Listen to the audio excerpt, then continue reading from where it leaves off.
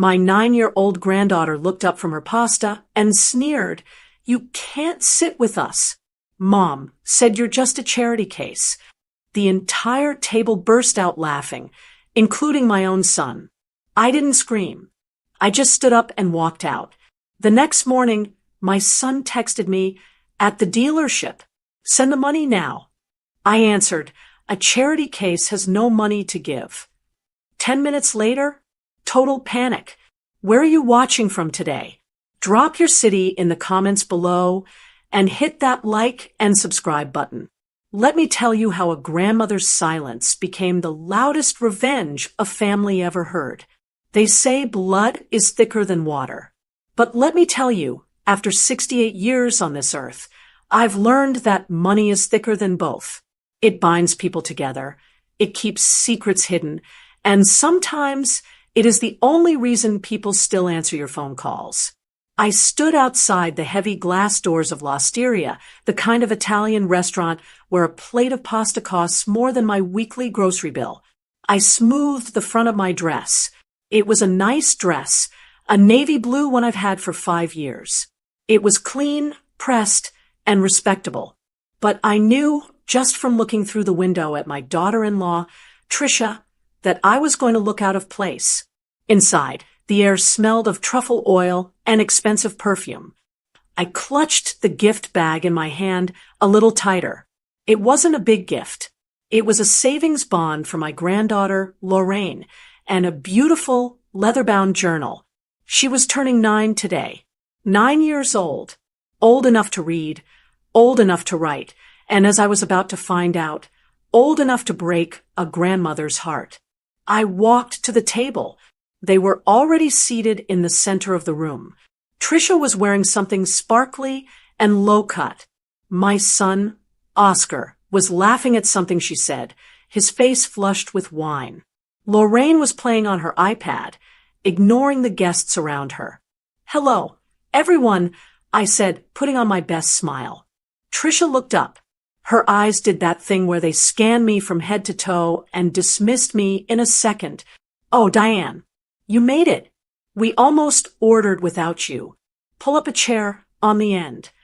Not Mom, not Grandma, just Diane. And the end of the table, the spot where the waiter stands. I sat down. "Happy birthday, Lorraine," I said softly, sliding the gift bag toward her. Lorraine barely looked up from her screen. "Thanks," she mumbled. She didn't open it. She just pushed it aside like it was a napkin. "Lorraine, look at Grandma when she speaks to you," Oscar said, but there was no weight in his voice. He was too busy looking at the wine list. "It's fine, Oscar," I said. I didn't want to cause a scene. Not tonight. "So, how is everyone? How is work?" Trisha clapped her hands together, her bracelets jingling. She wasn't looking at me. She was looking at her friend, confidentially speaking loud enough for the next table to hear. "Work is amazing. Actually, we have big news. Huge news." She paused for dramatic effect. I took a sip of water. "We are picking up the new SUV tomorrow morning," Trisha announced, beaming. "The top-of-the-line model. Leather-heated seats, panoramic sunroof, the works. Finally, a car that matches our status in this neighborhood." I froze. A new SUV? Oscar had told me last week that things were tight. He had asked me to cover the property tax on their house. My house, technically, since my name was on the deed, because his bonus hadn't come through. I had written the check without a question.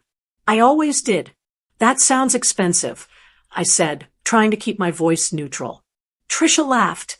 A sharp, brittle sound. "Quality costs money, Diane. But you know what they say, you have to spend money to make money. We need to look the part." I looked at Oscar. He wouldn't meet my eyes. He was suddenly very interested in his bread roll. Dinner arrived, and the conversation flowed around me, not with me. They talked about vacations in Aspen, private school galas, and kitchen renovations. I ate my soup quietly. I watched Lorraine. She was eating her spaghetti with her mouth open, sauce staining her chin, her elbows planted firmly on the tablecloth. I raised 3 children. I taught them that manners are a reflection of respect for others. It was a habit I couldn't break. Lorraine, honey, I whispered, leaning in, elbows off the table, please. And try to chew with your mouth closed. A young lady shouldn't smack her lips. The table went silent. Lorraine stopped chewing. She slowly lowered her fork. She looked at me, and her eyes weren't the innocent eyes of a 9-year-old. They were cold. They were Trisha's eyes. Mom says I don't have to listen to you, Lorraine said loudly. The chatter at the nearby tables died down. People were looking. I felt my face heat up. Excuse me? Lorraine wiped her mouth with the back of her hand. Mom says you're old-fashioned, and that you're just a charity case. The words hung in the air like a bad smell. Charity case. Lorraine. I gasped. I looked at Trisha, waiting for her to scold her daughter, waiting for her to apologize. But Trisha wasn't scolding her. She was smirking. She took a sip of her wine and shrugged. Well, kids repeat what they hear, Diane. She's just honest. I turned to my son, my Oscar, the boy I had nursed through fevers, the boy whose college tuition I paid by working double shifts after my husband died, the man whose lifestyle I was currently funding. Oscar, I said, my voice trembling. Did you hear what she said? Tell her. Oscar looked uncomfortable. He loosened his tie. He looked at his wife, then at his daughter, and finally, briefly, at me. She's just a kid, Mom, he said, letting out a nervous, wheezing laugh. Don't be so sensitive. Besides, Trisha isn't entirely wrong. I mean, look at this dinner. We are paying for your meal, aren't we? Just let it go. We are paying for your meal. The room seemed to tilt. The noise of the restaurant rushed back in, but it sounded distant, like I was underwater. I looked at the steak on Oscar's plate. $55. I looked at the wine Trisha was drinking. $120 a bottle. I looked at the diamond earrings in Trisha's ears. A Christmas gift from Oscar 2 years ago, paid for with the emergency loan I gave him. And then it hit me. The realization was colder than the water in my glass. Oscar hadn't just been borrowing money from me. He had been lying to them. He had been painting a picture where he was the big, successful provider, and I was the poor, destitute mother he dragged along out of pity. They didn't know. Trisha didn't know I paid the mortgage on the 4-bedroom colonial they lived in.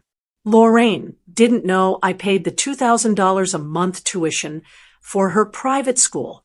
They didn't know that the bonus Oscar used for the down payment on that SUV was actually a transfer from my retirement savings account that he begged for yesterday. To them, I was a burden, a charity case, a nobody who got a free bowl of soup. I looked at Oscar again. He was smiling now, relieved that he had sided with his wife, relieved the awkward moment was over. He thought he had won. He thought I would just swallow it, like I always did, because I was Mom, because I was lonely, because I wanted to be included. But something inside me snapped. It wasn't a loud snap. It was quiet. It was the sound of a heavy door closing and locking for the final time. I didn't scream. I didn't flip the table. A lady doesn't make scenes. I reached into my purse. My hands were steady now. I pulled out my wallet. I took out 3 $20 bills. $60. Enough for my soup and my water, plus a generous tip for the waiter who had to witness this. I placed the cash on the table, right next to the bread basket. What are you doing? Oscar asked, his fork pausing halfway to his mouth. I'm paying for my dinner, I said calmly. My voice didn't shake. I wouldn't want to be a burden on your finances. After all, you have a big day tomorrow. I stood up. My knees felt strong. Mom, sit down, Oscar hissed, glancing around to see if anyone was watching. You're embarrassing us." "No, Oscar," I said. "I think you've embarrassed yourself enough." I looked at Lorraine. "Happy birthday, sweetheart. I hope you enjoy the journal. Maybe you can write down today as the day you learned that words have consequences." I turned my back on them. I walked away from the table.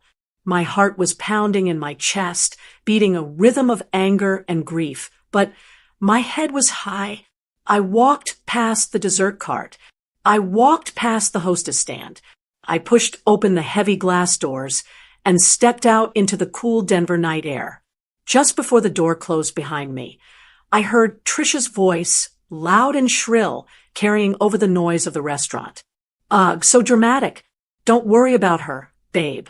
Just make sure that transfer clears by 9 a.m. for the dealership. We can't lose that car." I stopped on the sidewalk. The streetlights blurred for a second as tears pricked my eyes. But I blinked them away. Make sure the transfer clears by 9 a.m. I looked at my watch. It was 8 p.m. The bank opened at 8:30 a.m. tomorrow. I took a deep breath. The cold air filled my lungs. For the first time in years, I didn't feel heavy. I didn't feel like a charity case. I felt powerful. They thought I was a nobody. They thought I was a helpless old woman who needed their scraps. They were about to find out that this nobody held the keys to their entire kingdom. I walked to my sensible 10-year-old sedan parked down the street. I got in, locked the doors, and sat there for a moment in the silence. By 9 a.m., I whispered to the empty car. I started the engine. I wasn't going home to cry. I was going home to prepare. Oscar wanted to play the big man. Fine. Tomorrow morning, I was going to let him see exactly how small he really was without his mother's wallet standing underneath him. The charity case was officially closed. I slept better that night than I had in 20 years. Usually, I wake up at 3 a.m., my mind racing with lists. Did I pay Oscar's electricity bill? Did I remember to send the check for Lorraine's piano lessons? Did Trisha like the scarf I bought her? Or is it sitting in the donation pile already? Worry was my constant companion. It slept next to me in the empty space where my husband used to be. But not this morning. When I opened my eyes, the sun was streaming through the sheer curtains, painting stripes of gold on the carpet. The house was quiet. My chest didn't feel tight. My stomach didn't churn. I felt light. It was a strange sensation, like setting down a heavy backpack after hiking for miles. I looked at the clock. 7:15 a.m. I got out of bed and made my coffee. I took my time. I didn't rush to check my phone. I didn't look for the good morning text from Oscar that never came anyway. I sat in my sunroom and watched a cardinal land on the feeder. He cracked a seed, ate the heart, and flew away. Eat what you need, leave the rest, I whispered to myself.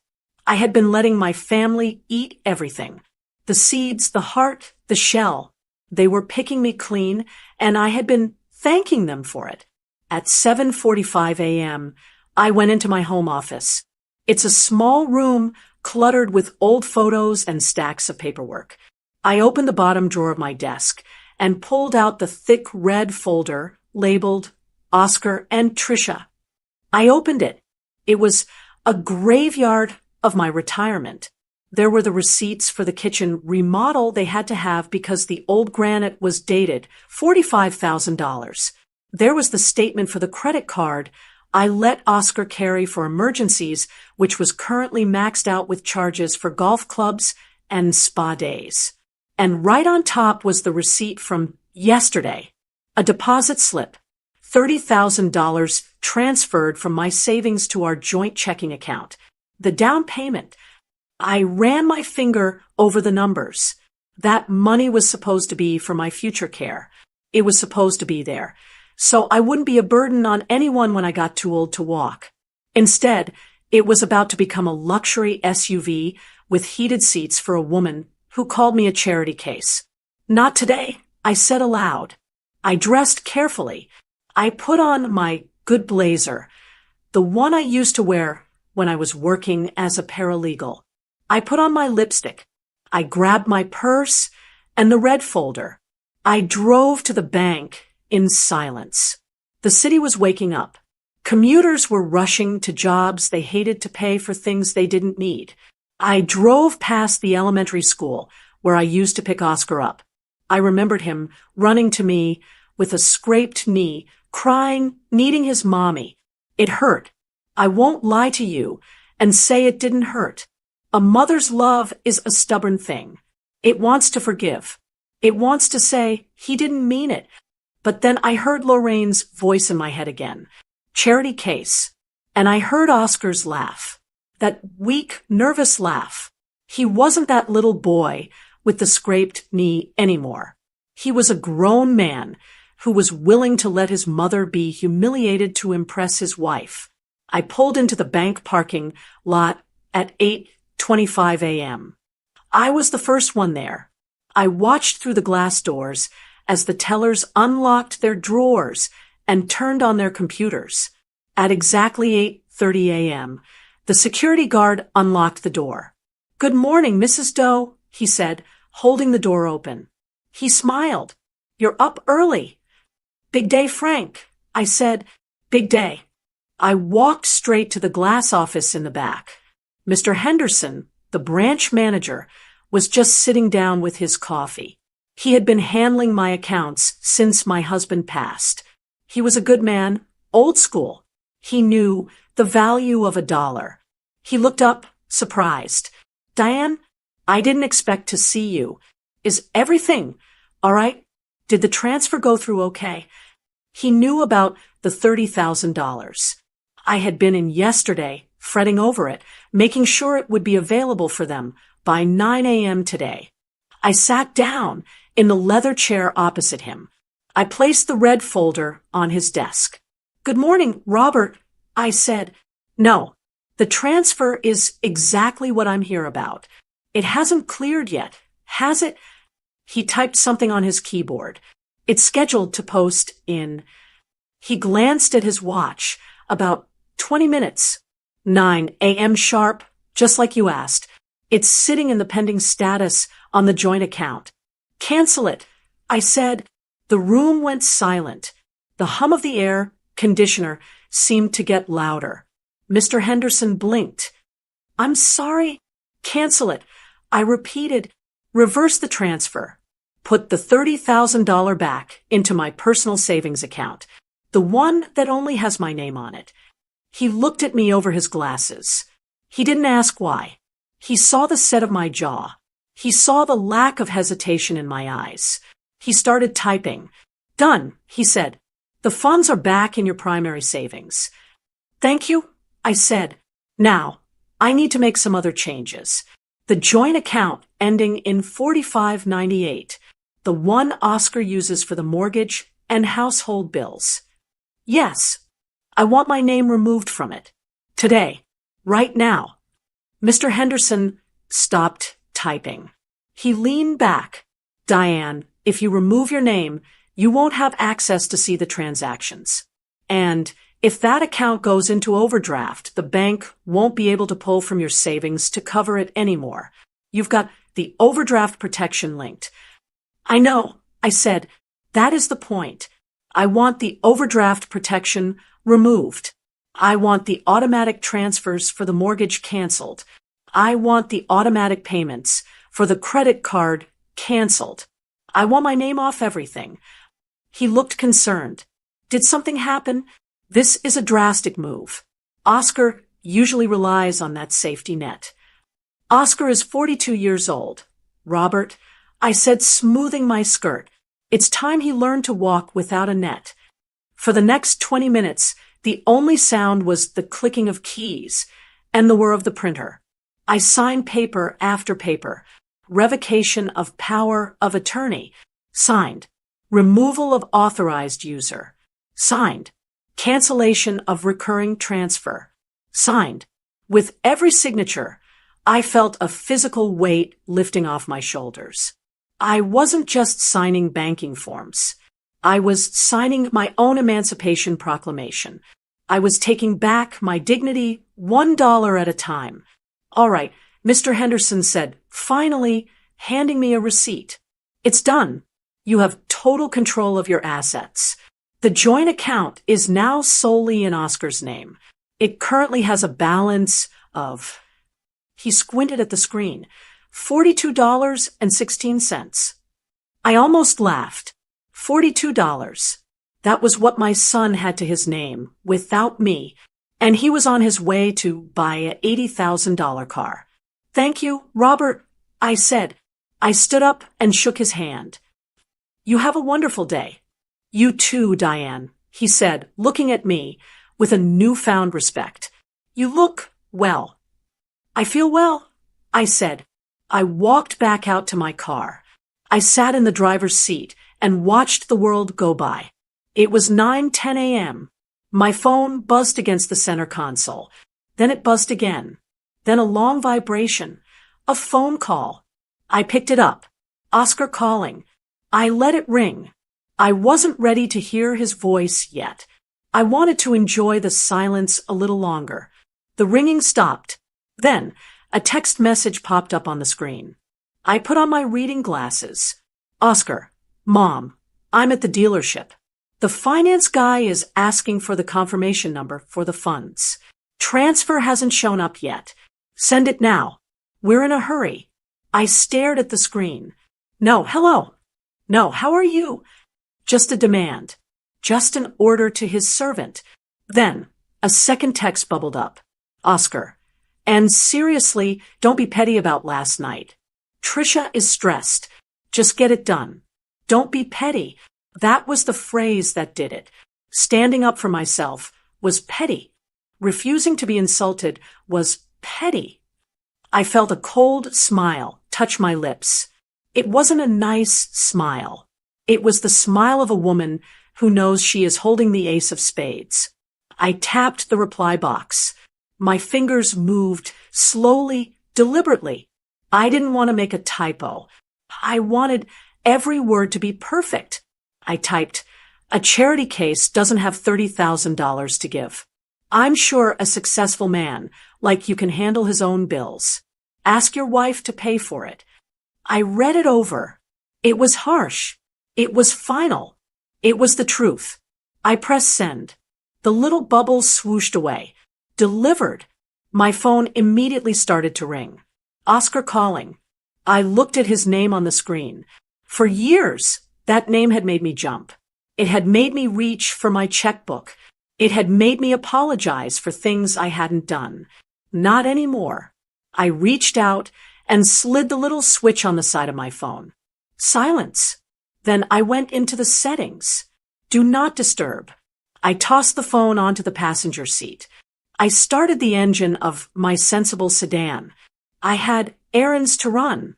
I needed to go to the grocery store. I needed to buy birdseed. The cardinal was hungry, and unlike my son, the cardinal was grateful. As I pulled out of the bank parking lot, I imagined the scene at the dealership. I imagined Trisha picking out the color of the leather. I imagined Oscar checking his phone, waiting for the money that was never coming. I knew he was sitting at that desk, smiling at the salesman, completely unaware that the cliff he was standing on had just crumbled into the sea. And for the first time in my life, I didn't rush to catch him. I just turned on the radio and drove. I wasn't there when the bomb went off.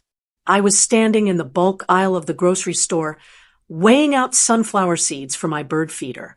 But I didn't need to be in that dealership showroom to know exactly what was happening. I know my son. I know his wife. And I know the specific, quiet horror of a credit card machine that refuses to beep. Later, I would piece together the details from the voicemails, the angry texts, and the most satisfying part, a discreet phone call from the dealership manager, who I've known for 10 years. It was 9:30 a.m. By my calculation, Trisha would have already been sitting inside the car. I can picture it perfectly. The dealership was one of those glass-walled palaces where everything smells like new leather and espresso. Trisha wouldn't have just walked in. She would have made an entrance. She would be wearing her oversized sunglasses, holding a latte, acting like she owned the place. She had probably already claimed the vehicle. It was a pearl-white SUV, the kind that looks like a spaceship. I imagine she was sitting in the driver's seat, running her hands over the steering wheel, checking her reflection in the rearview mirror. She was probably already taking a selfie to post online. Caption, "New wheels. Blessed."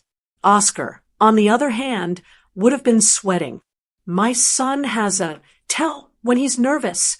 He tugs at his collar and clears his throat repeatedly. He would have been sitting at the salesman's desk, tapping his foot, checking his phone every 30 seconds.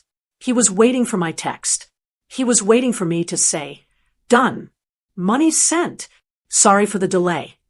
But that text never came. Instead, he was sitting across from Gary the salesman. Gary is a nice man. He's sold me 3 cars over the last 15 years. He's patient, but he's also a businessman. "All right, Oscar," Gary would have said, tapping on his keyboard. "We have the paperwork ready. We just need to finalize that down payment we discussed. The $30,000. Did the transfer clear?" Oscar would have smiled, that charming, fake smile he uses when he's trying to hide a disaster. "Oh, absolutely. Mom, Diane, she was sending it over this morning. It should be there any second. You know how banks are. Slow." "Let me check," Gary said. This is the moment time stops. I can imagine the silence in that office, the hum of the air conditioner, Trisha honking the horn playfully from the showroom floor, waving at Oscar through the glass. She had no idea she was sitting in a pumpkin that was about to lose its magic. Gary frowned at his screen. He hit the refresh button. Then he hit it again. "It's not showing, Oscar," Gary said. His voice wasn't mean, just factual. "The account balance is, well, it's $42. Oscar's stomach must have dropped through the floor. "That's impossible. Try the card. Just run the debit card. The overdraft protection is linked to her savings. It'll go through." That was their safety net. That was the magic trick they had relied on for a decade. Even if the checking account was empty, my life savings was always there to catch them. Gary nodded. "Okay, let's try the card." He swiped it. Processing. I was putting a bag of apples in my cart at the store when it happened. Declined. Oscar would have laughed. A nervous, high-pitched sound. Must be a chip error. Wipe it off. Try it again. Gary tried it again. Declined. Insufficient funds. "It's not working, Oscar," Gary said, sliding the card back across the desk. "The link to the secondary funding source has been severed. There's no money available." At this point, Trisha must have realized something was wrong. She would have seen Oscar's face, pale, shiny with sweat. She climbed out of the SUV, slamming the heavy door with a thud that echoed through the showroom. She marched over to the desk, her heels clicking on the tile floor. "What is taking so long?" she snapped. "I want to get the card detailed before lunch. Why aren't we signing papers?" "There's a hiccup with the funds," Oscar mumbled, staring at his shoes. "What hiccup?" Trisha demanded. She turned to Gary. "Just run it again." "I did, ma'am," Gary said. "It's declined." Trisha whipped her head toward Oscar. Her eyes narrowed. "Call her. Call your mother. She probably messed up the routing number. She's getting senile, I swear." Oscar pulled out his phone. His hands were shaking. He dialed my number. I saw the call come in while I was checking out at the register. "Oscar." I let it ring. I watched the screen light up, then go dark. "She's not answering," Oscar whispered. "Call her again." Trisha practically screamed. People were starting to stare now. Other customers were looking over from the coffee station. This wasn't the image Trisha wanted to project. He called again. Voicemail. "She's ignoring me," Oscar said, panic rising in his voice. She sent me a text earlier. She said what? Trisha grabbed the phone from his hand. She read the text I had sent, the one about the charity case. Her face went red. Not pink, red. Is she joking? She thinks she can teach us a lesson today. Of all days. Trisha slammed the phone down on the desk. Well, fix it, Oscar. Pay for it from your investment account. We'll just transfer it back later. And this is the moment I was waiting for. The moment the lie fell apart. Oscar froze. He looked at his wife. He looked at the salesman. He looked at the floor. I can't, he whispered. What do you mean you can't? Trisha yelled. You make 6 figures. You're the VP of sales. Just write a check. Gary cleared his throat. He looked uncomfortable. He looked at the screen, then at Trisha. He decided to put them out of their misery. Ma'am, Gary said gently, the financing for this vehicle, it wasn't based on Oscar's income alone. He didn't qualify for this tier of luxury vehicle on his single salary. The debt-to-income ratio was too high. Trisha stopped breathing. What? The loan, Gary explained, turning the monitor so they could see. It was approved based on the co-signer's assets. Diane Doe.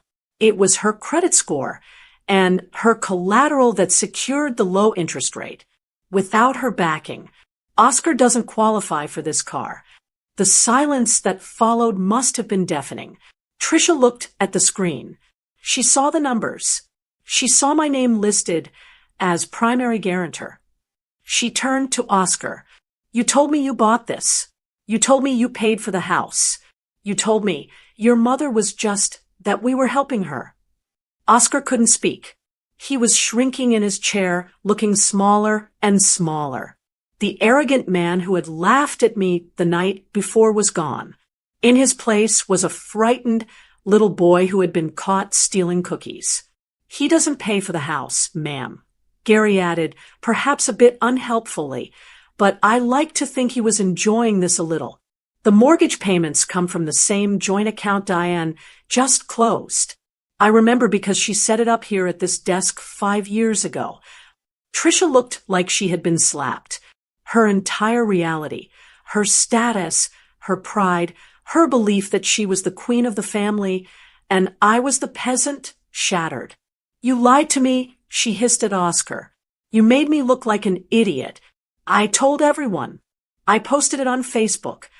Trisha, please, Oscar begged, reaching for her arm. We can figure this out. We can get a lease on a Honda. We can. Don't touch me, she screamed. She grabbed her purse. She didn't look at the SUV she loved. She didn't look at Gary. She stormed out of the dealership past the other customers who were openly watching now. Oscar sat there for a second longer. He looked at Gary. I'm sorry, Oscar, Gary said, taking the keys off the desk and dropping them into his drawer. I can't sell you this car. You might want to go after your wife. Oscar stood up. He looked defeated. He walked out the door, his shoulders slumped. They had arrived in a cloud of expensive perfume and arrogance.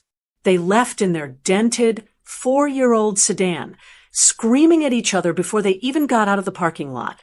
I loaded my groceries into my trunk. The sun was shining. The birds were singing. My phone buzzed again. A voicemail. I played it on the drive home. It was Trisha. She wasn't screaming. She sounded confused, broken, and furious. Diane, it's Trisha. Oscar just told me. He told me everything. Pick up the phone. We need to talk. We can't go home without that car. I already told the neighbors. I deleted the message. I didn't smile. It wasn't funny, really. It was tragic. A 40-year-old man had built his life on a foundation of sand, and I had finally, mercifully, washed it away. They were driving home now. They were probably thinking the worst was over. They probably thought they could just go back to the house, regroup, and come scream at me in my living room until I wrote a check to fix it. But they didn't know about the locksmith. The car was just the appetizer. The main course was waiting for them at the front door. While my son was having the worst day of his life, I was checking into the Four Seasons downtown. It felt indulgent. It felt necessary. I hadn't stayed in a hotel since my husband passed away. I usually saved my money. I saved it for rainy days, for college funds, for just-in-case moments that always seemed to belong to someone else. But today, I realized something important. I was the rainy day, and I was pouring. I requested a room on a high floor. I wanted to see the mountains. I wanted to see the city from above, where the people looked like ants, and their problems looked even smaller. I set my suitcase down on the plush carpet. I ordered a pot of chamomile tea, and then I opened the app on my phone connected to the security cameras at the big colonial house on Elm Street. My house. The house they lived in. It was 10:45 a.m. I saw the old sedan pull into the driveway. It was driving too fast. Oscar slammed on the brakes, jerking the car to a halt inches from the garage door. They sat there for a moment.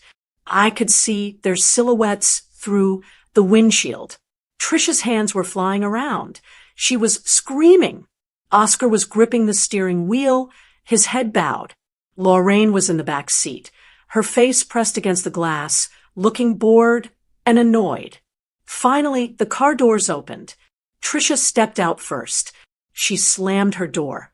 So hard I winced, even though I was 5 miles away. She marched toward the front porch, her high heels clicking aggressively on the walkway. Oscar trailed behind her, looking like a man walking to the gallows. Just open the door, Oscar. Trisha's voice was tinny through the camera's microphone, but the anger was clear. I need to change out of these clothes. I feel like an idiot. I'm coming, Oscar muttered. He fumbled in his pocket for his keys. I took a sip of my tea.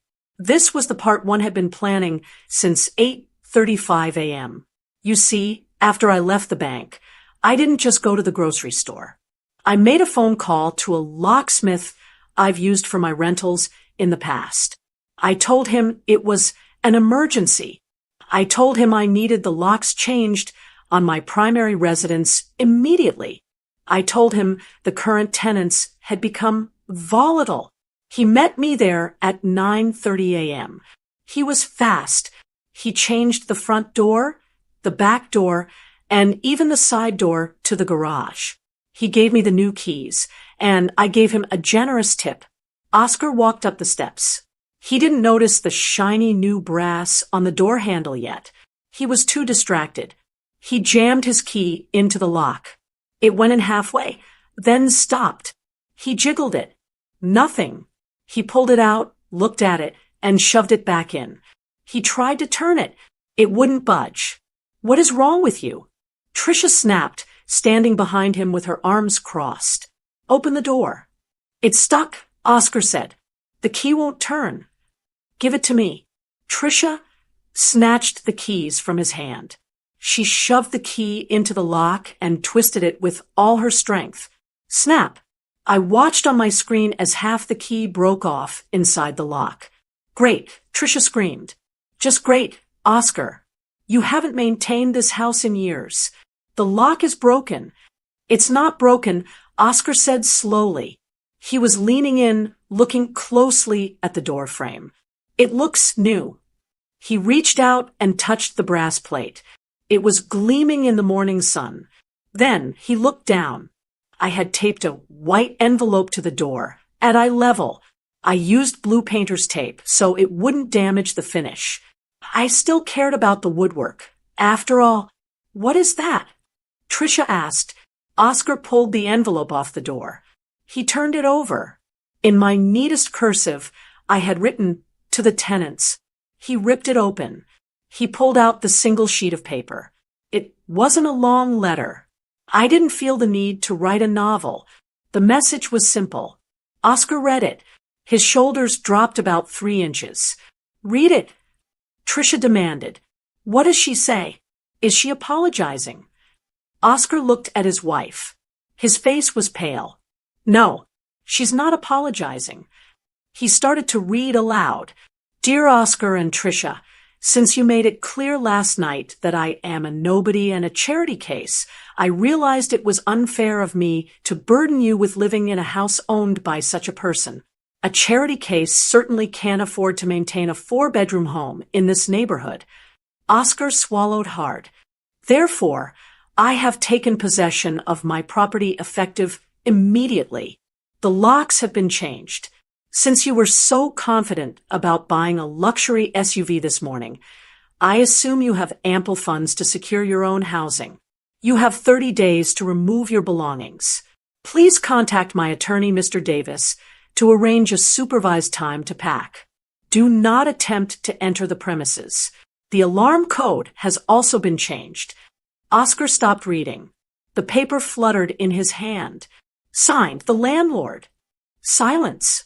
Absolute silence on the front porch. A squirrel ran across the lawn. A car drove by, but Oscar and Tricia stood there like statues. Then the explosion happened. Tricia let out a shriek that distorted the audio on my phone. She threw her purse at the door. She can't do this. Tricia screamed. We live here. This is our house. My clothes are in there. My jewelry. Technically, Oscar whispered, staring at the letter, it's her house. Her name is on the deed. We just pay the utilities. You told me it was ours. Tricia yelled, turning on him. She started hitting his chest with her fists. You told me she put it in your name years ago. I thought she would. Oscar defended himself, backing away. She said she would leave it to me in the will. I didn't think she'd actually kick us out while she was still alive. Well, she did. Tricia walked up to the door and started pounding on it with her palms. Diane, open this door. I know you're in there. Open it right now. This is illegal. You can't lock us out. I took another sip of tea. It was still warm. I'm not in there, dear, I said to the empty hotel room. I watched as Lorraine got out of the car. She looked scared. She walked up to her parents. Mom? Dad? Why can't we go inside? She asked. I need my iPad. It's on the charger. Shut up, Lorraine. Tricia snapped. Then she immediately covered her mouth, realizing what she had done. Lorraine's face crumbled. She started to cry. Oscar looked at his daughter. Then he looked at the house. He walked over to the window, the big bay window in the living room. He cupped his hands around his eyes and peered inside. He wouldn't see me. He would see a clean, empty living room. He would see the photos on the mantel, photos of him graduating college, photos of his wedding day, photos of a life I had subsidized for decades. He turned back to Tricia. She's not home. The alarm light is red. If we break a window, the police will come. So what do? Tricia hissed. We can't stand in the driveway like homeless people. The neighbors are watching. She was right. I switched camera views to the driveway cam. Mrs. Gable across the street was standing on her porch, watering her petunias with intense focus. She hadn't watered that specific petunia for 5 minutes straight in her life. She was watching every second of it. We have to go, Oscar said. We have to go to a hotel. With what money? Tricia asked, her voice dropping to a venomous whisper. You said the account was empty. You said the cards were declined. Oscar rubbed his face with his hands. I have a credit card, one she doesn't know about. It has a limit of $2,000. It should get us a room for a few nights. A few nights? Tricia looked at the house again. She'll cave by tomorrow. She always caves. She's just throwing a tantrum because of what Lorraine said.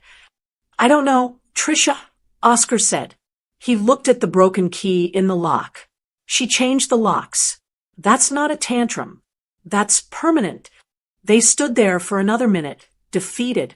The wind blew the note on the door, making a little flapping sound. Finally, they trudged back to the car. Trisha got in the passenger seat and slammed the door. Oscar got in the driver's side. He sat there for a long time before he started the engine. I watched them back out of the driveway. They didn't look like the power couple they pretended to be. They looked like refugees from a disaster of their own making. I closed the app on my phone. My hand was trembling slightly, not from fear, from adrenaline. It is a terrifying thing to burn a bridge while you are standing on it. But as I looked out at the mountains, steady and unmoving in the distance, I realized I wasn't standing on the bridge anymore. I had crossed it. I was safe on the other side. They were the ones stuck in the canyon. I picked up the room service menu. I decided I would order lunch, a Cobb salad and a glass of Chardonnay. The nobody was having a very busy day. The next morning, I woke up to the smell of fresh coffee and expensive linens. There is a specific silence in a high-end hotel room. It's heavy and soft, like a blanket. You don't hear the neighbors fighting. You don't hear the plumbing rattling. You just hear your own breathing, steady and calm. I sat up and stretched. My back didn't hurt. For the first time in years, I hadn't spent the night tossing and turning, worrying about Oscar's credit score or Trisha's moods. I walked to the window and opened the heavy drapes. The city of Denver was waking up below me, bathed in pale morning light. I ordered breakfast, eggs Benedict, fruit, and a pot of Earl Grey tea. When the waiter brought it in on a silver tray with a little vase of fresh flowers, I almost cried. It wasn't the food. It was the dignity of it. No one was demanding I cook faster. No one was complaining that the toast was burnt. I was being served instead of being the servant. I took a bite of melon and checked my phone. It was dead silent. No calls. No texts. That's when I knew things were bad. Silence from Oscar doesn't mean peace. It means he is plotting. Or panic. I later learned, through the grapevine of small-town gossip, that always finds its way back to the mother, exactly where they had spent the night. They hadn't gone to the Ritz. Oscar's emergency credit card, the one with the $2,000 limit, had been declined at the Marriott. Apparently, he had forgotten about the business lunch charges from last month. So, they ended up at the Sleepy's Motel off the highway. You know the kind of place. The neon sign flickers, the carpet smells like stale cigarettes and regret, and the walls are thin enough to hear a pin drop in the next room. I imagine them there. 3 people used a 600 thread count sheets squeezed into a room with 2 double beds and a scratchy polyester spread. Trisha would have been pacing the small space, stepping over their suitcases. "This is disgusting, Oscar," she would say, kicking a suitcase. "I saw a bug. I swear I saw a bug." "It wasn't a bug, Trisha.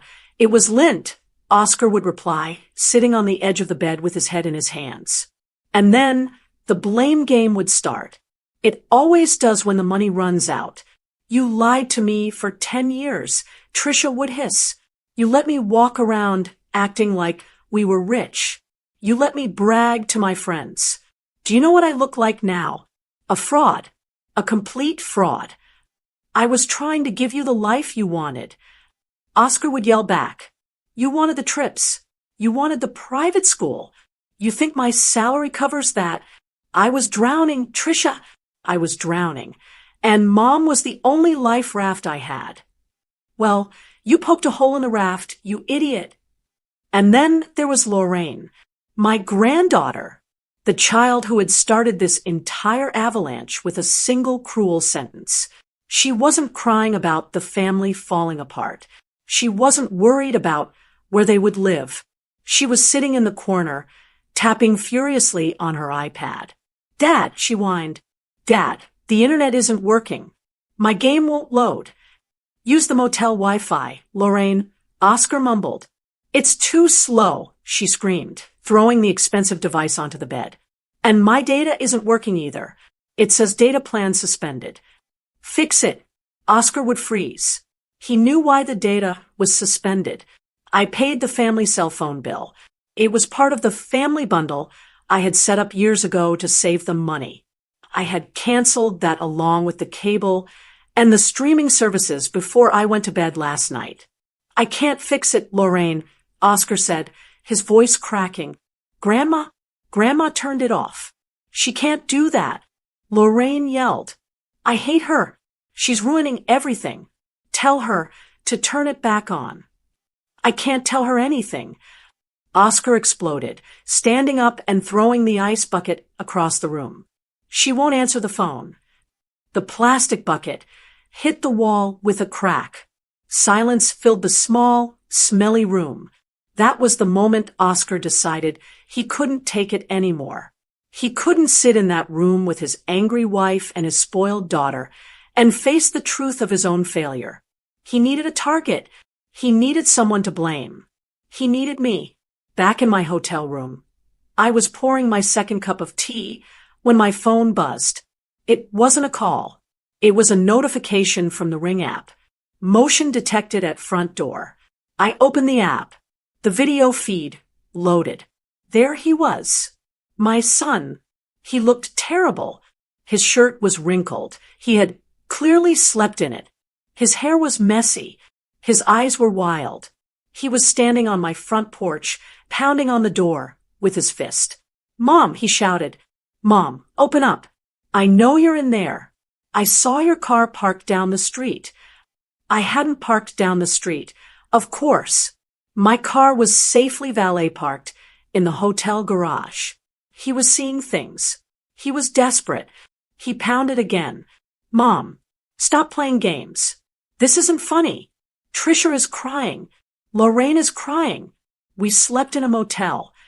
I watched him.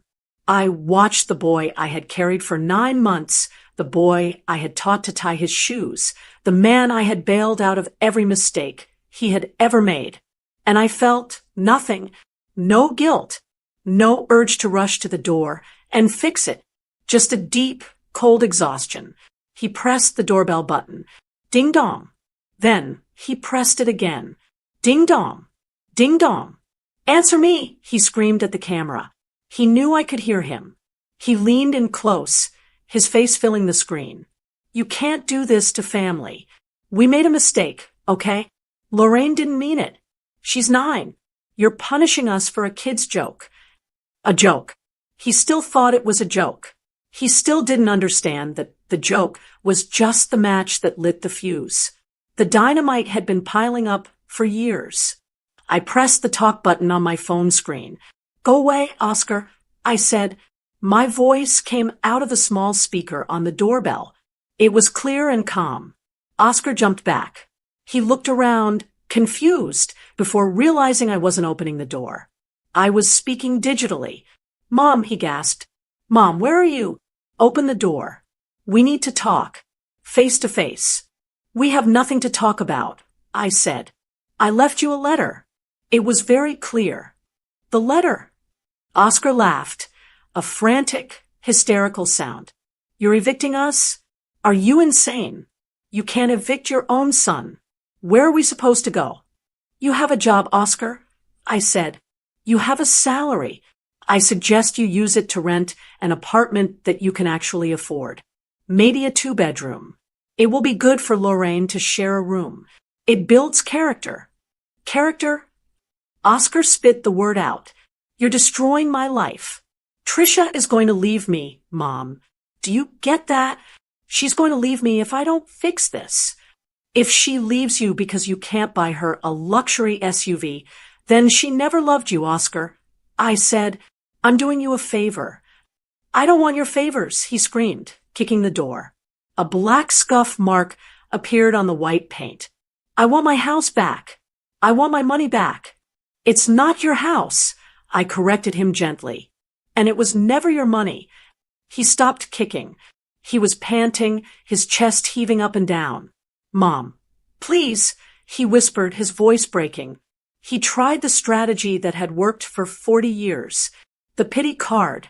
I'm sorry. Okay? I'm sorry we laughed. I'm sorry Lorraine was rude. I'll make her apologize.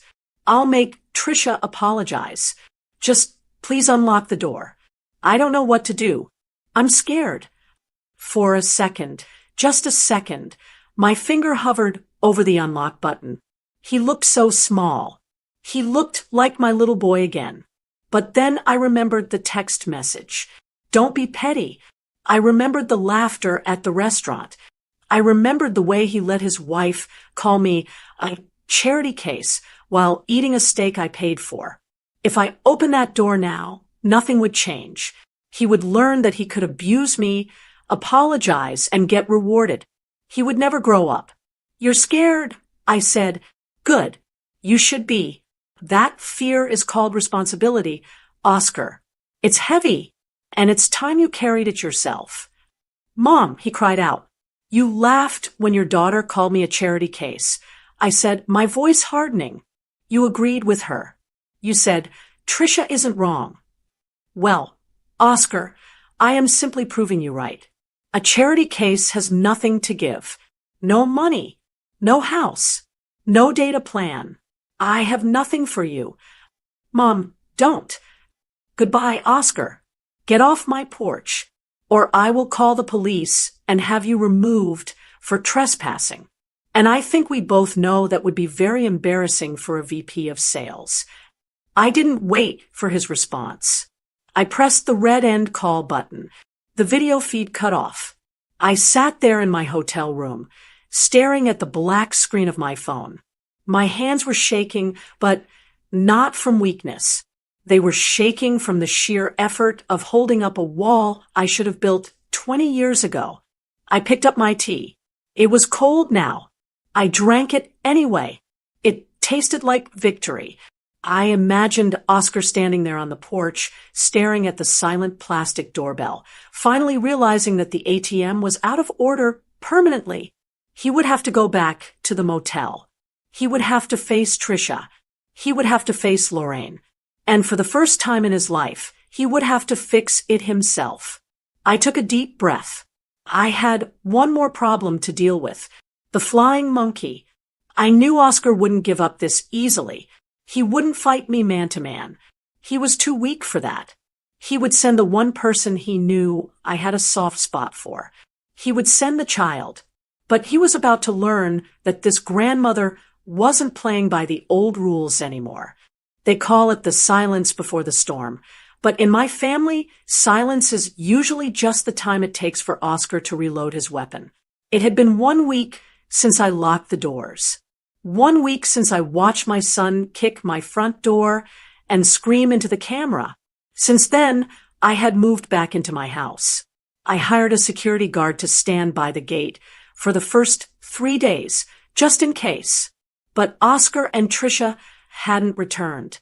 My lawyer, Mr. Davis, had sent them a formal email explaining that they could schedule a time to pick up their boxes, which were currently being packed by a professional moving company I had hired.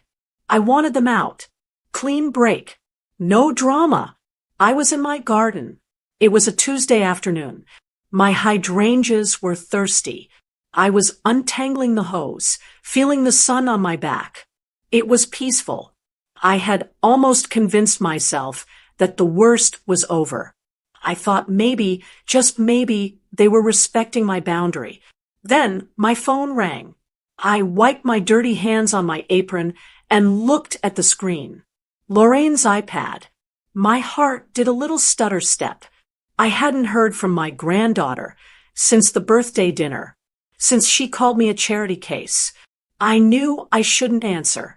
I knew that any communication should go through the lawyers. But I'm a grandmother, and somewhere deep inside, beneath the anger and the hurt, there is still that instinct that wants to know if the child is okay. I slid the bar to answer. Hello, I said, keeping my voice steady. Grandma? The voice was small, wobbly. It sounded like she had been crying or was trying very hard to sound like she had been. I'm here, Lorraine, I said. I sat down on the garden bench. Is everything all right? No, she sniffled. Grandma, I'm so hungry. The words hit me like a physical punch. Hungry. For a split second, the last week vanished. I wasn't the woman who locked them out. I was the woman who baked cookies. I was the woman who made grilled cheese sandwiches with the crusts cut off. My brain immediately started plotting logistics. Where are they? I can order a pizza. I can send money. You're hungry? I asked. Lorraine, where are you? We're at the motel, she whimpered. The one by the highway. It smells bad. And Daddy says we don't have money for dinner because you took it all away. He says we have to starve because you're mad at us. My grip on the phone tightened. The plastic case dug into my palm. There it was. The script. A 9-year-old doesn't say, you took it all away. A 9-year-old doesn't understand bank transfers. Those were Oscar's words coming out of Lorraine's mouth. He was using his own child as a human shield. He was hiding behind her, using her hunger as a weapon to pry open my wallet. Lorraine, I said, forcing myself to stay calm. Is your father there with you? He's in the bathroom. She lied. I could hear the hesitation. She was looking at him. I knew she was looking at him. He's crying, Grandma. Mommy is crying too. They're fighting all the time. Mommy threw a lamp. I'm sorry to hear that, I said, and I was sorry that my son was weak. I was sorry that he was traumatizing his daughter because he refused to get a job that actually supported his lifestyle. Grandma, please, Lorraine begged. Her voice went up an octave. Can you just send us pizza money? Or can we come sleep at your house? I miss my room. I promise I won't call you names anymore. I promise. This is the moment where most people break. This is the moment where the grandma guilt takes over. You think, I can't punish the child for the sins of the father. You think, I'll just help this one time. But I knew the truth. If I sent pizza money, next week it would be rent money. If I let them sleep in their beds tonight, they would be calling me a charity case again by breakfast. I closed my eyes. I pictured Oscar standing over Lorraine, mouthing the words to her, coaching her performance. It made me sick. Lorraine, listen to me very carefully, I said. I dropped the soft, grandmotherly tone. I used my business voice, the voice I used when I negotiated contracts. I'm listening, she whispered. You said you are hungry. You said you have no food. Is that the truth? Yes, she insisted. We haven't eaten since breakfast. Daddy says we can't afford it. Okay, I said. And you said your parents are fighting and throwing things? That you don't feel safe? There was a pause. A rustling sound on the other end. Yes. Mommy is scary. All right, I said. Then I am going to help you, Lorraine. Stay right there. You're sending money? She asked, hopeful. No, I said firmly. I am going to call Child Protective Services. And I am going to call the police. The silence on the other end of the line was absolute. What? Lorraine asked. She sounded genuinely confused now. The script hadn't covered this part. If your father cannot afford to feed you, that is called neglect. I explained, speaking loud enough for the microphone to pick up every word. And if they are fighting and throwing lamps, that is an unsafe environment. I love you too much to let you stay in a place like that. So I will call the authorities. They will come pick you up in about 10 minutes. They will give you a warm meal and they will find you a safe bed for the night. You won't have to be with people who starve you. Grandma, no. Lorraine started to panic. Then I heard it. The scrambling sound. The phone being snatched away. Mom, are you crazy? It was Oscar. His voice wasn't sad or crying. It was frantic. Hello, Oscar, I said coldly. I was just telling Lorraine help is on the way. I have the number for social services right here. If you are truly destitute, if you truly cannot buy a $5 hamburger for your child, then you are unfit to care for her. I have a duty to report it. We are not destitute. Oscar shouted. We have money for food. I wanted you to see what you're doing to us. I wanted you to feel bad. So you lied. I said, you made your daughter call me and beg for food she didn't need just to manipulate me? I. Oscar stammered. He knew he was cornered. If he admitted he was broke, I called CPS. If he admitted he had money, he proved he was a liar and a manipulator. That is a new low, Oscar, I said. Even for you. Using a child as a pawn, it's disgusting. You're the one who kicked us out. He deflected, but the fire was gone from his voice. He sounded tired. You're the one with the big empty house. You're the one sitting on a pile of money, while we rot in this motel. My pile of money. I corrected him. And my empty house. You have a job, Oscar. You have a paycheck. If you are in a motel, it is because you have mismanaged your life, not because I have ruined it. Stop blaming me for your math. I could hear Tricia screaming in the background now. Is she sending the money? Ask her about the tuition. The school called today. She's not sending anything. Tricia. Oscar yelled back at her, away from the phone. She's threatening to call the cops. He came back on the line. Mom, please. Just don't call anyone. We fed her. She's fine. We had pizza for lunch. I thought if you heard her voice. You thought I was weak. I finished for him. I thought you were a mother. He whispered. I am, I said. And a mother's job is to teach her children how to survive. Right now, Oscar, you are learning the hardest lesson of your life. Sink or swim. But do not ever use my granddaughter to beg for you again. If she calls me crying about food one more time, I won't warn you. I will send the police to your door. You understand me? He didn't answer for a long time. I could hear his breathing. Short, shallow breaths. He was realizing that the game was over. The old cheat codes didn't work. The emotional blackmail buttons were disconnected. Yeah, he said finally. I understand. Good, I said. Tell Lorraine I love her. And tell her that Grandma isn't mad at her. Grandma is just waiting for her father to grow up. I hung up the phone. I sat there on the garden bench for a long time. My hands were shaking again. It wasn't easy. Don't let anyone tell you it's easy to hear your family begging and say no. It goes against every fiber of your being. It feels cruel. But then I looked at my hydrangeas. They were drooping. They needed water. But if I just poured water on the leaves, they would rot. I had to water the roots. Oscar was the root. And he was rotten. I picked up the hose and turned on the water. I had to focus on the things I could save. I knew that call was their last desperation play. They had tried anger. They had tried public humiliation. Now, they had tried pity. They had nothing left.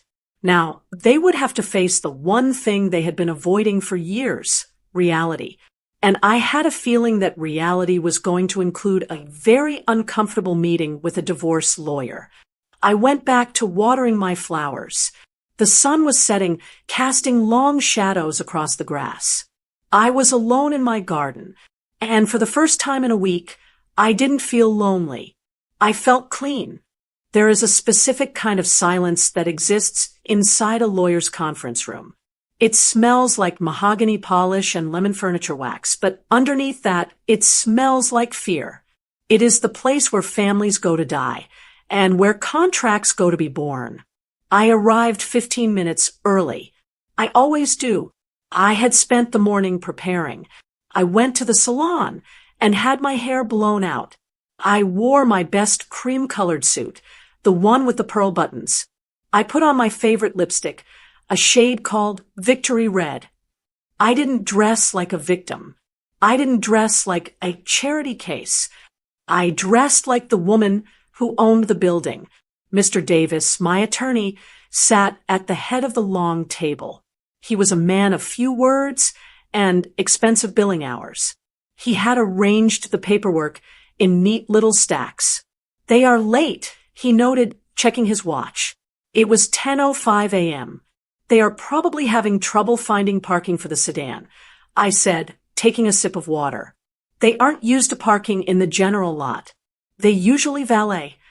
At 10:12 a.m., the heavy oak door creaked open.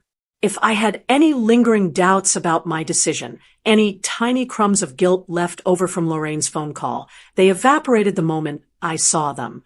Oscar walked in first. He looked 10 years older than he had last week. His shoulders were slumped forward, his shirt was untucked on one side, and he had dark circles under his eyes that looked like bruises. He didn't look at me. He looked at the carpet. Tricia followed him. And, oh, how the mighty had fallen. Gone were the designer sunglasses. Gone was the perfectly highlighted hair. Her roots were showing, a half-inch of dark reality creeping into her blonde fantasy. She was wearing sweatpants. Designer sweatpants. Yes, but sweatpants nonetheless. She looked tired, angry, and cornered. They sat on the opposite side of the table. The distance between us was only 4 feet of wood, but it felt like an ocean. "Good morning," Mr. Davis said. He didn't smile. "Thank you for joining us. We are here to finalize the separation of assets and to discuss the eviction notice served to Mr. Oscar Doe and Mrs. Tricia Doe regarding the property at 45 Elm Street." Tricia made a noise in her throat. A scoff. "Eviction notice. You make it sound like we're criminals. We're family." She looked at me then. Her eyes were hard. "How can you sit there, Diane? How can you sit there looking so smug while your granddaughter is sleeping in a motel?" I folded my hands on the table. I didn't flinch. "I look rested, Tricia," I corrected her, "because for the first time in 10 years, I am not awake at night worrying about how to pay for your lifestyle. And as for the motel, that is a choice. You could rent an apartment. You could get a job. You have options. You just don't like them." "I have a job." Tricia snapped. "I manage the household." "There is no household to manage anymore," I said calmly. Mr. Davis cleared his throat. "Ladies, please. Let's stick to the agenda. Mrs. Doe, Diane, has made a generous offer to resolve this matter quickly without litigation." He slid a document across the table toward Oscar. Oscar looked at it. His hand shook as he reached for his reading glasses. "The offer is simple," Mr. Davis explained. "Diane is selling the house on Elm Street. She has already accepted a cash offer from an investor. Closing is in 30 days. "You sold it?" Oscar whispered. His voice was cracked. "But that's my childhood home. That's where I grew up." "It is a house, Oscar," I said. "Bricks and wood. It was an asset. And since you couldn't respect the owner, the asset has been liquidated." "Where does the money go?" Tricia asked sharply. "The equity. We put work into that house. We did the kitchen. We did the landscaping." With Diane's money, Mr. Davis interjected smoothly. "We have the receipts, Mrs. Doe. Every contractor, every appliance, every shrub was paid for by Diane's checkbook. Therefore, the proceeds from the sale, estimated to be around $600,000, will be deposited entirely into Diane's retirement trust." Tricia's mouth fell open. "All of it? You're keeping all of it?" "I am retiring," I said. "I am 68 years old. I have given you hundreds of thousands of dollars over the years. Tricia, consider that your inheritance. You spent it early. But we have a child." Tricia screamed. She slammed her hand on the table. "We have a daughter. What about her college fund? What about her future? You're stealing from your own grandchild." This was the argument I knew was coming. The shield. The weapon. "Lorraine is intelligent," I said. "She can get scholarships. Or she can get student loans, like millions of other children. Or—" I paused, looking directly at Oscar. "Her father can start saving for her today, instead of buying luxury cars." "I can't save anything," Oscar blurted out. He finally looked up. His eyes were wet. I'm drowning, Mom. I have credit card debt. I have the car lease on the sedan. I have nothing. Then you have work to do, I said. It's not my job to be your life raft anymore, Oscar. I am the shore. You have to swim to me. I can't keep jumping in and drowning with you. Oscar stared at me. He looked at Tricia, who was red-faced and panting with rage. Then he looked back at me, and something broke behind his eyes. It wasn't anger. It was the facade. The mask he had been wearing for 20 years finally cracked. He put his head down on the table, and he started to sob. Not the fake crying he did on the phone. This was real. It was the ugly, heaving sobbing of a man who realizes he has lost everything.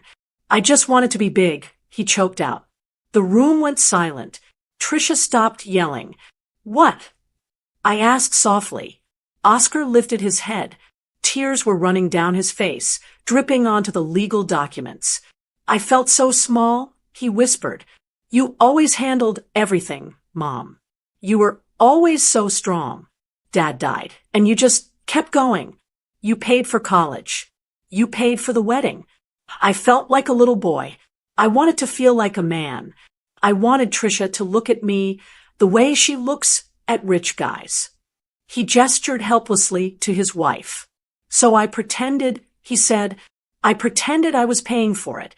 And when Lorraine called you a charity case, I laughed because it made me feel powerful. For 1 second, I wasn't the son asking for money. I was the big man, sitting at the head of the table. He looked at me, his eyes pleading. I'm sorry, Mom. I'm not sorry about the money. I mean, I am, but I'm sorry I tried to make you small just so I could feel big. I sat there, frozen. It was the truth.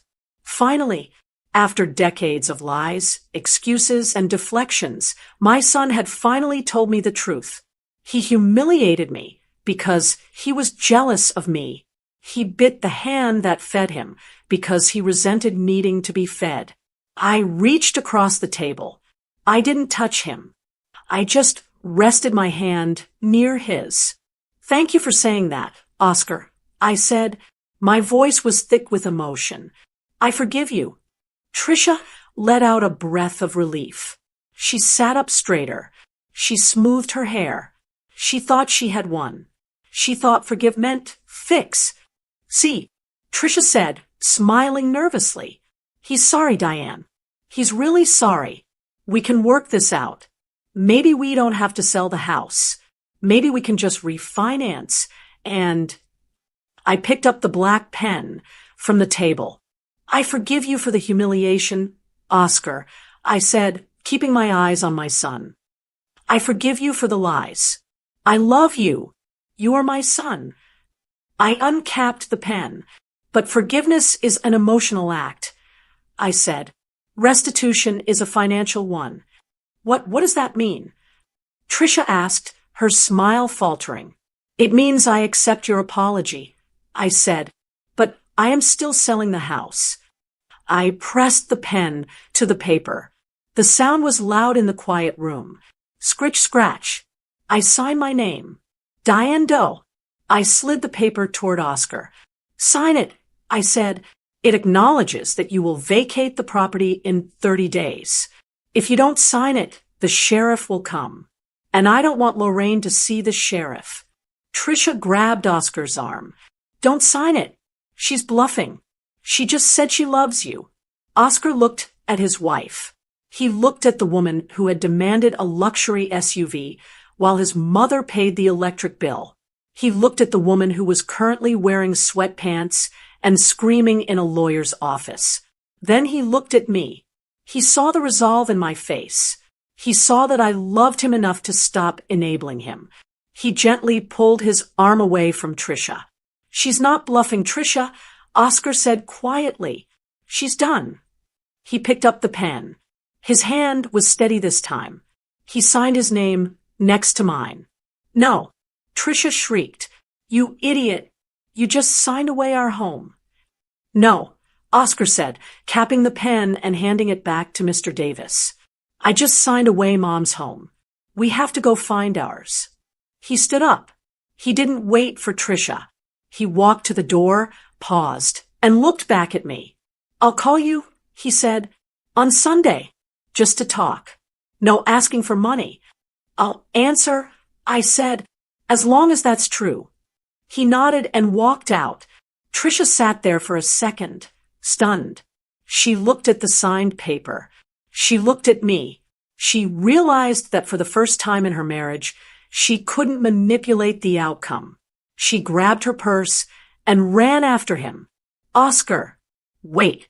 You can't just leave me here. The door closed behind them. The room was quiet again. The smell of fear was gone, replaced by the smell of ink and finality. Mr. Davis organized the papers into a folder. He looked at me with a rare expression of approval. That was difficult, he said. Yes, I said. I stood up and buttoned my jacket. I felt lighter. I felt like I could fly. It was the hardest thing I've ever done. But you know what, Mr. Davis? What's that, Diane? I think I just got my son back. The real one, not the one who needed my checkbook. I walked out of the office and into the bright midday sun. I had a house to sell. I had a retirement to plan. And for the first time in a long time, I had a life that belonged entirely to me. 6 months. That is how long it takes to sell a 4-bedroom colonial, pack up 40 years of memories, and move into a 2-bedroom condo with a view of the park. People asked me if I was sad to leave the big house. They asked if I missed the garden, the space, the prestige of the address. I told them the truth. A house is just a box you keep your stuff in. A home is where you find peace. And for the first time in a decade, I have peace. My new place is small. I have a little balcony where I grow herbs, basil, mint, rosemary. I don't have a guest room for moochers. I don't have a basement full of my son's old trophies. I have just enough space for me. I sat on my balcony this morning with my tea. I opened my banking app. I didn't open it with fear anymore. I didn't open it wondering if a pending transaction for a luxury SUV was going to wipe me out. I opened it and saw my retirement fund. It was sitting there, safe and untouched. It was growing. It's funny. When you stop pouring water into a bucket with a hole in the bottom, the bucket actually stays full. I wish I could tell you that everything is perfect with my family. I wish I could tell you that we have Sunday dinners and laugh about the great lockout like it was a funny sitcom episode. But real life isn't a sitcom. Real life leaves scars. Oscar and Trisha are still married, which surprised me. I thought she would leave him the moment the money dried up. But poverty has a way of binding people together.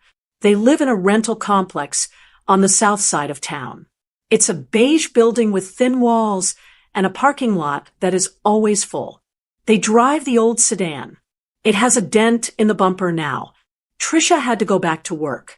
She got a job at the cosmetics counter at the mall. I walked past it once just to see. I watched her standing there for 8 hours in comfortable shoes, wiping down glass counters and being polite to customers who ignored her. She looked tired. She looked older. But she also looked real. She was earning her own money. She couldn't brag about a Porsche anymore, but she could pay for her own groceries. There is dignity in that, even if she doesn't feel it yet. Oscar is working overtime. He picked up extra shifts. He handles the regional accounts now, which means he travels a lot. He looks exhausted, but when we talk on the phone, brief 10-minute calls on Sundays, he sounds different. He sounds heavier, but stronger. He isn't the VP of sales pretending to be a millionaire. He is a man paying off his debts. He doesn't ask me for money. He knows the answer is no. And because he knows the answer is no,